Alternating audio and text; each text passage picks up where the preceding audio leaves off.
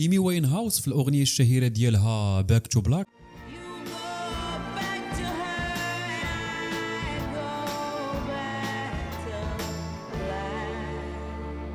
كانت كتهضر على مدى تأثرها بأن راجلها ملي غادي يخليها ويرجع للحبيبة ديالو السابقة هي غترجع للكحولية والظلام، وما كانتش عارفة باللي هاد الكحولية هادي وهاد الظلام هذا اللي غادي ترجع ليه غادي يخليها تموت وهي في العمر ديالها 27 عام.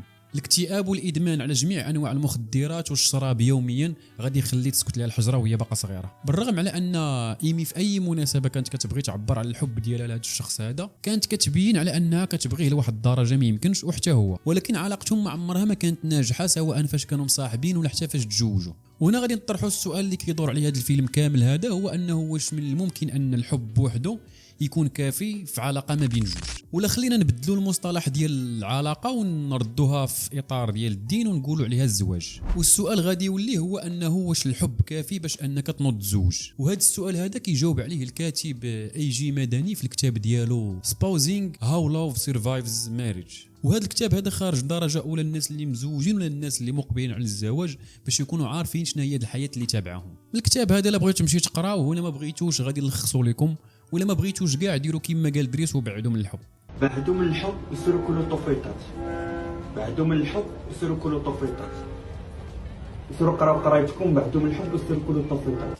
اول حاجه هذا الكتاب تيبغيك تعرفها هي انه الزواج ماشي هو الحب، وانما هو واحد الطريقه كيعيشوا بها واحد الجوج مع بعضياتهم وكيتعلموا كيفاش يحافظوا على واحد العلاقه في ظل هذه الروينه اللي في الحياه. والكتاب كيشير على انه الحب بوحده ما كافيش، وكيشرح على انه الزواج واحد النظام اللي خاصو يكون قوي باش العلاقه كتستمر. وتيقول مع مرور الوقت الحب كيبدا كيمرض ما بين الزوجين الا بداو تيهملوا دوك التفاصيل الصغيره بيناتهم. والكتاب كيهضر على بزاف ديال الحوايج غادي نلخصهم في واحد 3 رئيسيين. اولا الكاتب كيصلح واحد المفهوم اللي شائع وغلط واللي تيقول ان الحب ما تيبقاش، بل بالعكس تيقول على ان في الزواج الحب ديما تيبقى غير كيتغير الشكل ديالو. وكيهضر على البدايات الرومانسيه اللي كتكون عباره على هضره وعلى تعبيرات، ولكن في الزواج كتولي عباره على افعال. كما الخصها هو في انك خصك تسمع للاخر وخصك تحترمه بزاف ديال الحوايج. ثاني حاجه كيهضر على هذا الكتاب هذا كما سماه هو الوهم الرومانسي في المقابل ديال الحقيقه الزوجيه.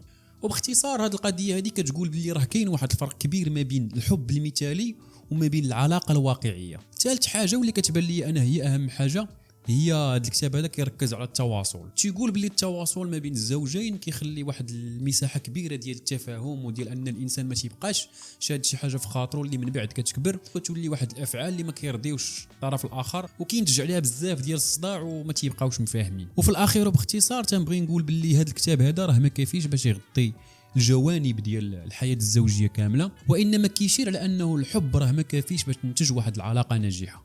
تهلاو.